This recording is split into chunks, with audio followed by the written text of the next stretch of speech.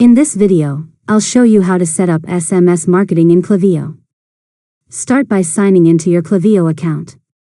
From the left menu, click Settings, then select SMS.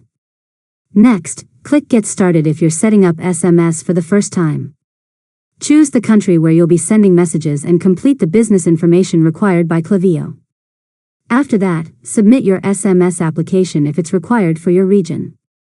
Klaviyo may ask for details about your business, your website, and how you plan to collect customer consent. Wait for your application to be approved before sending SMS campaigns.